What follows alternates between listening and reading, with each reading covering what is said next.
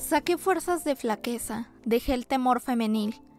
Dióme alientos el agravio y de la industria adquirí la determinación cuerda, porque pocas veces vi no vencer la diligencia cualquier fortuna infeliz.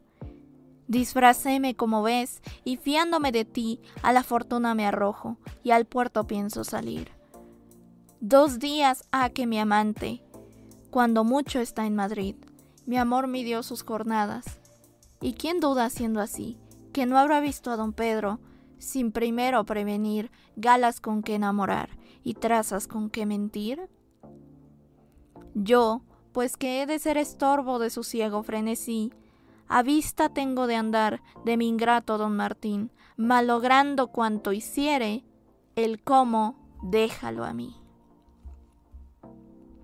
Fragmento de la obra Don Gil de las Calzas Verdes de Tirso de Molina. Esto es Nom de Plume, el podcast. Yo soy Aedem y este es el episodio número 57, titulado Don Gil de las Calzas Verdes, la comedia que desafía a su época.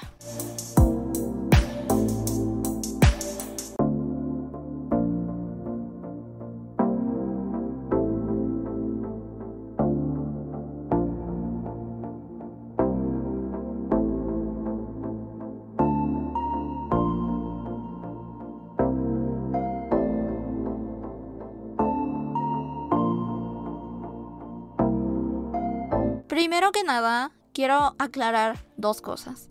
La primera de ellas es que yo ya les había hablado un poco de Don Gil de las Calzas Verdes. Sin embargo, creo que en ese momento fue una mención demasiado pequeña para lo compleja que es la obra, porque en realidad nos centramos en la protagonista, que es Doña Juana, quien es la que arma todos los embrollos y todas las situaciones que ocurren como parte de su plan, y que también son todas las situaciones cómicas en su mayoría, que produce que la obra pues sea tan dinámica a lo largo de las páginas, y además hace muchísimo más enriquecedora la historia con todos estos enredos que arma la protagonista. En realidad nos centramos en la violencia que sufrió este personaje y no lo quiero minimizar en este momento, simplemente va a ser un análisis en otro sentido al que ya lo hicimos anteriormente.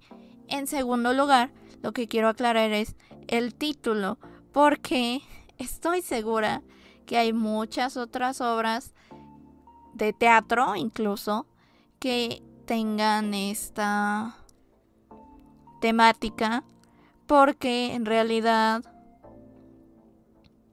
fue un tema que se discutió en su momento. Incluso hay todavía investigación sobre cómo esto afectó las obras, cómo este tipo de cuestiones reflejaba efectivamente una sociedad. Y me refiero en todo sentido. Lo voy a aclarar un poco más adelante, pero lo que hay que decir y que es muy importante es que esta obra, como muchas otras, ciertamente, se ha estudiado no solamente desde el ámbito literario, sino desde el ámbito jurídico, desde el ámbito social. Es el tipo de obra que da para mucho de ese tipo de estudio. No quiero decir que las demás no lo hagan, simplemente que la obra lo produce por sí solo y no es algo que se tiene que extraer. Un poco como el caso que veíamos con Distancia de Rescate, que ya la novela en sí viene planteando un problema, solo que Don Gil de las Calzas Verdes plantea muchísimas problemáticas que veíamos en otras obras. Incluso la vez que yo les hablé acerca de la violencia en esta historia, yo lo comparaba mucho con, ahora que lo tenemos un tanto fresco, la historia de Dorotea, porque de hecho se parece mucho. Solo que aquí lo toma desde un ámbito diferente Y sinceramente, aquí en este tipo de obra es donde sí se ve la diferencia entre narrativa y teatro. Porque hay que recordar, esta obra es de Tirso de Molina. Tirso de Molina es un autor del Siglo de Oro español y en ese entonces las obras eran para representarse en su mayoría. Y este tipo de cuestiones sí era algo que causaba bastante escándalo en muchos sentidos. Este tema probablemente lo vuelva a recuperar más adelante porque tengo otro caso también interesante que es sobre cómo opera en este caso el travestismo en la obra. ¿Por qué es interesante esto? Bajo el ojo contemporáneo de nosotros ya es algo mucho más normal. No quiero decir que ya es completamente normal porque desafortunadamente no lo es. Lo que sí hay que decir es que en el Siglo de Oro era escandaloso. Primero que nada porque era un poco más aceptado, entre comillas, que quienes hicieran el travestismo fueran los hombres. Sí era motivo de burla, sí era una especie de humillación hacia su figura varonil y todo esto, pero estaba un poco más normalizado en el ámbito literario, precisamente porque la mayoría, si no es que todos los hombres que hacían esto, era por conquistar a su amada. Era como el sacrificio más grande que podían hacer para conquistarlas. Era precisamente esto de transformar su propia imagen. No era lo mismo cuando se trataba de las mujeres, porque de por sí las mujeres estaban bastante invisibilizadas, aunque los documentos de la época decían que no era cierto y que las mujeres vivían bajo igualdad como los hombres. Esto es mentira, porque precisamente en este tipo de obras es donde se ve la situación discriminatoria que había. De entrada, les voy a contar ya un poquito de la obra. La obra se llama Don Gil de las Calzas Verdes porque, bueno, como contexto de la época, se usaban unas calzas. ¿Qué son las calzas? Lo que nosotros podemos entender como medias o mayones, también podríamos entenderlo. No sé si se diga de otra manera en otros países o incluso se use calzas. Siento que aquí en México calzas no es un término tan conocido, entonces podemos traducirlo de esa manera, las cuales se usaban por debajo de la ropa.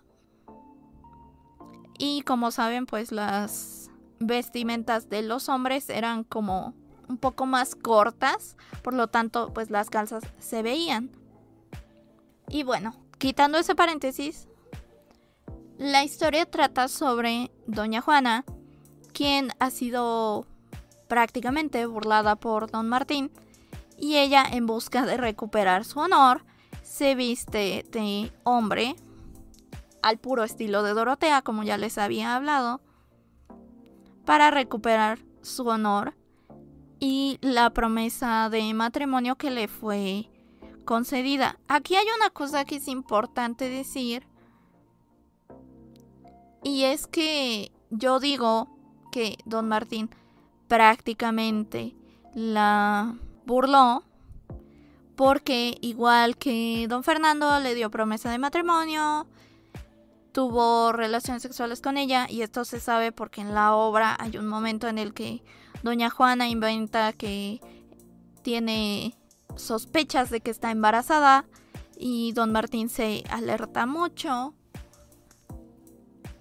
Con esto podemos entender precisamente que algo más ocurrió. Y digo que es una burla entre comillas porque la diferencia es que don Martín sí se quería casar con ella.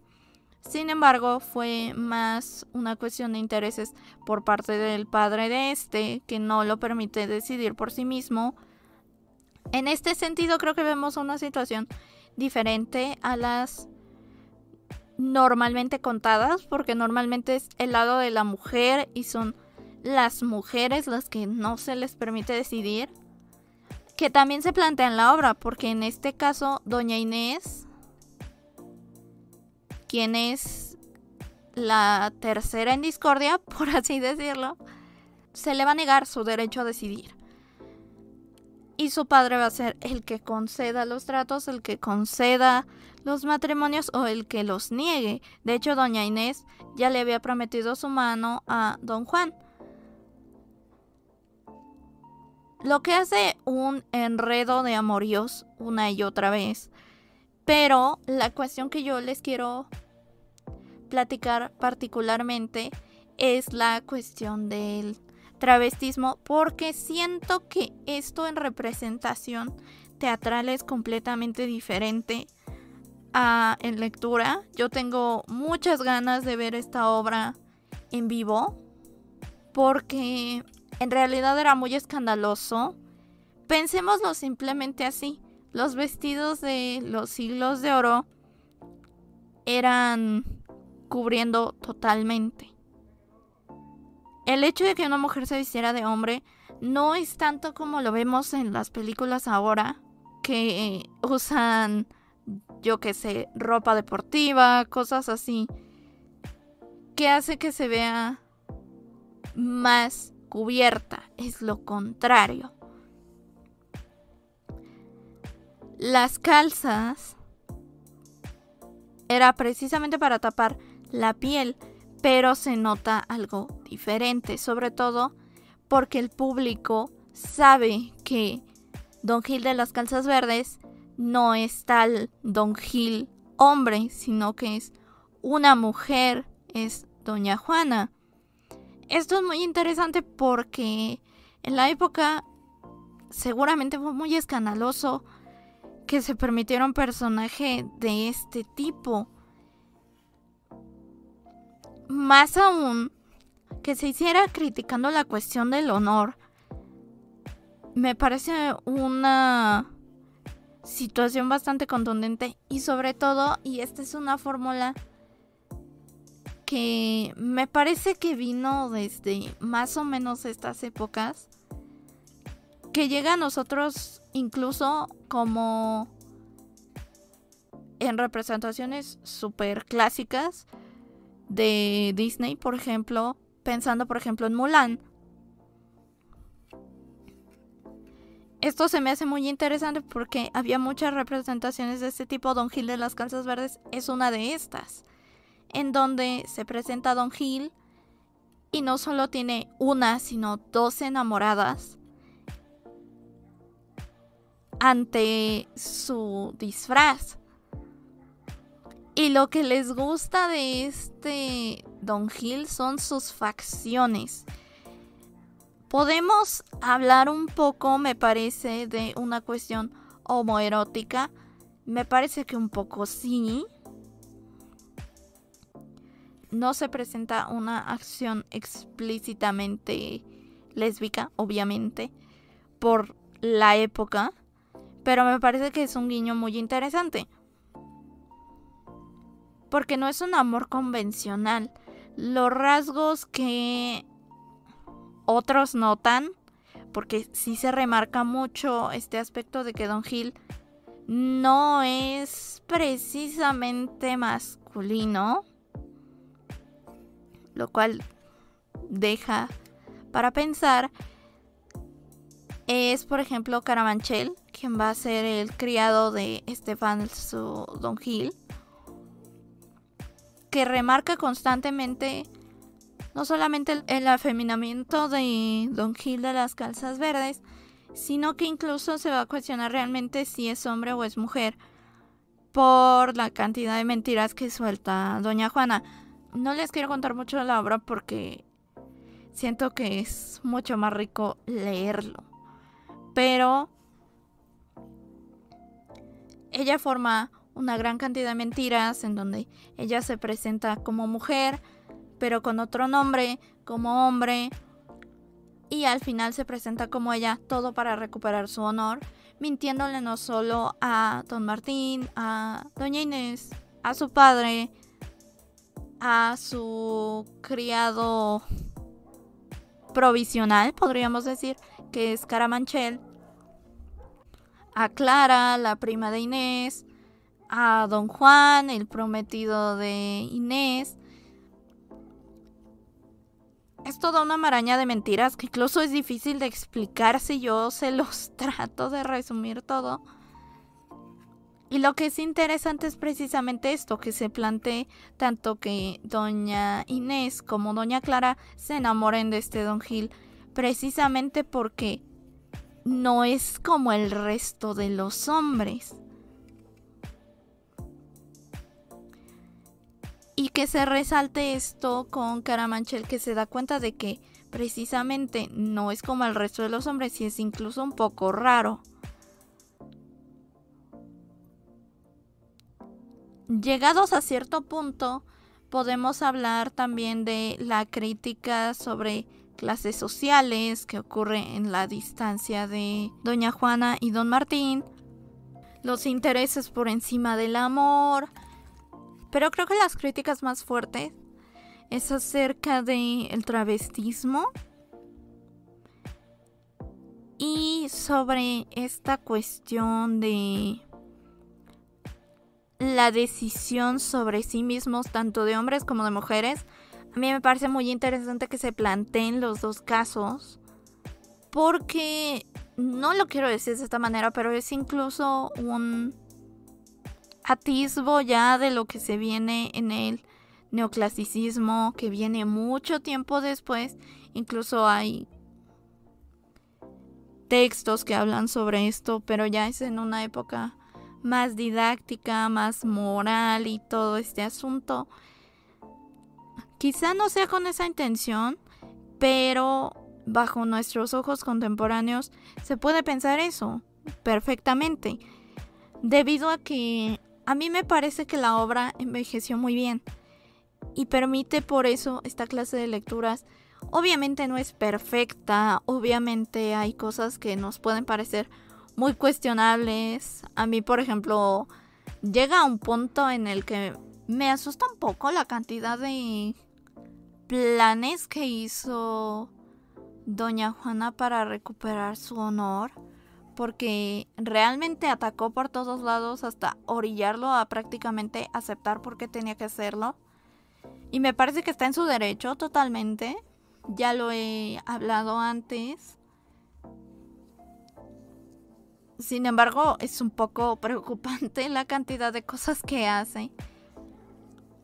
Se los dejo a ustedes por si quieren leerla. Igual, Doña Juana no es el único personaje que es interesante. A mí me parece que hay muchos otros personajes a los que se les puede sacar algo. Don Martín, por ejemplo, me parece un personaje que se presenta irónicamente porque creo que no era parte del canon de construcción del galán, que se presenta como un hombre inseguro todo el tiempo.